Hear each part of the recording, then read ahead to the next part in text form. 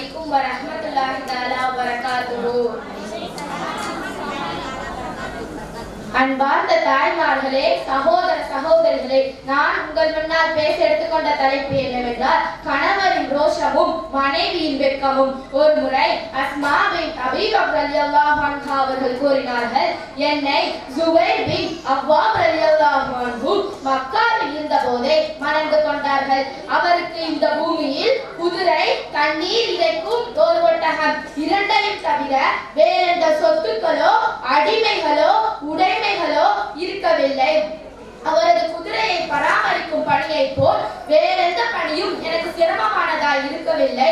அதற்கு தீனி போடுவேன், அதற்கு தண்ணீர் போடுவேன், அதை ஓட்டி செல்வேன். தண்ணீர் இறைக்கும் அவரது ஒட்டகத்திற்கு பேரித்தங்கொட்டைகளை இடித்து அதற்கு ஊட்டுவேன், தண்ணீர் போடுவேன், அவரது தோல் கமலை தைப்பேன், மாவு குழைப்பேன்.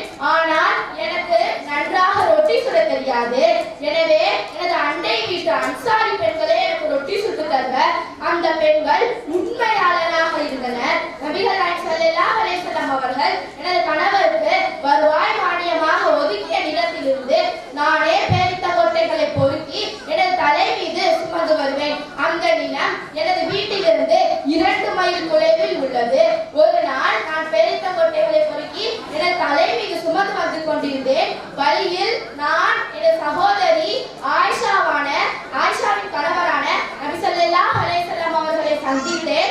அவர்களுடன் அவர்கள் தோழர் சிலர் இருந்தனர்.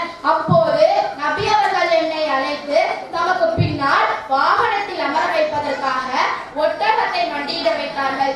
ஆனால் நான் வாகனத்தில் ஏறிக்கொள்ளவில்லை.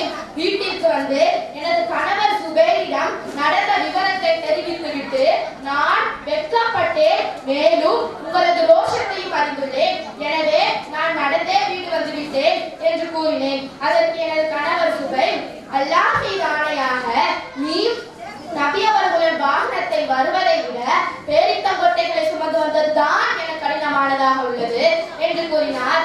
இவ்வாறாக வீட்டு பணிகளில் பெரும் பகுதியை நானே செய்து கொண்டிருந்தேன். இறுதியாக எனது தந்தை அபூ பக்கர் ரலியல்லாஹு அன்ஹு எனக்கு ஓர் அடிமை பெண் ஊழியரை அனுப்பி வைத்தனர். அந்த அடிமை பெண் ஊழியர் குதிரையை பராமரிக்கும் பொறுப்பை ஏற்றுக்கொண்டனர். அதற்கு பிறகுதான் எனக்கு ஏதோ விடுதலை கிடைத்தது போல் இருந்தது என்று அன்னை அஸ்மா ரலியல்லாஹு அன்ஹா அவர்கள் கூறினார்கள். அன்பார்ந்த தாய்மார்களே, சகோதர சகோதரிகளே, மேற்கண்ட இந்த நிகழ்வில் ஜுபைர் ரலியல்லாஹு அன்ஹு தங்களது மனைவியர் விஷயத்தில் எந்த அளவு ரோஷமுள்ளவர்களாக திகழ்ந்துள்ளார்கள் என்பதை நம்மால் உணர முடிகிறது. அதே சமயத்தில் சினிமாக்களிலோ தொலைக்காட்சி நிகழ்ச்சிகளிலோ தமது மனைவியர், தமது குடும்ப பெண்கள் அந்நிய ஆண்களுடன் கைகோர்த்து கட்டி பிடித்து டான்ஸ் ஆடும் மிக அருவருப்பான காட்சிகள் அரங்கேறுகின்றனர். அப்படிப்பட்ட காட்சிகளை விடுமுறை நாட்களில் குடும்பத்துடன் உட்கார்ந்து கண்கொட்டாமல் பார்க்கும் மிக மோசமான நிலையும் நிகழ்கிறது. அல்லாஹ் இது போன்ற இழிவு நிலையிலிருந்து நம் அனைவரையும் பாதுகாப்பானாக. நவுதுபில்லாஹ். அன்பார்ந்த தாய்மார்களே, சகோதர சகோதரிகளே, மேற்கண்ட இந்த நிகழ்வில் அன்னை அஸ்மா ரலியல்லாஹு அன்ஹா அந்நிய ஆண்கள் விஷயத்தில் எந்த அளவு ரோஷமுள்ளவர்களாக இருந்துள்ளார்கள் என்பதை கொஞ்சம் சிந்தித்து பாருங்கள்.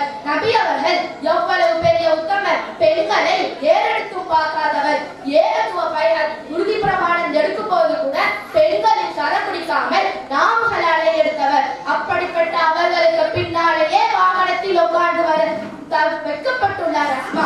அதை கணவர் பெரிதாக எடுத்துக்கொள்ளவில்லை என்பது அவரது வாக்கு மூலம் தெரிவிக்கிறது. இருப்பினும் அதை தவிர்த்துள்ளார் அஸ்மா ரலியல்லாஹு அன்ஹா. ஆனால் இன்றைய பெண்களின் நிலை என்ன? சர்வசாதாரணமாக அந்நிய ஆண்களுடன் 2 வீலர்களில் பயணம் செய்கிறார்கள். ஷேர் ஆட்டோ என்கிற பெயரில் ஆண் பெண் பாகுபாடு இல்லாமல், கூச்ச உணர்வு இல்லாமல் ஒட்டி உரட்டி செல்லும் மிக அருவருப்பான காட்சிகளை எல்லாம் நாம் காண்கிறோம். வல்ல ரஹ்மான் இது போன்ற இழிவு நிலையிலிருந்து நம் அனைவரையும் பாதுகாப்பானாக. ஆமீன் ஆமீன் யா ரப்பில் ஆலமீன். அஸ்ஸலாமு அலைக்கும்.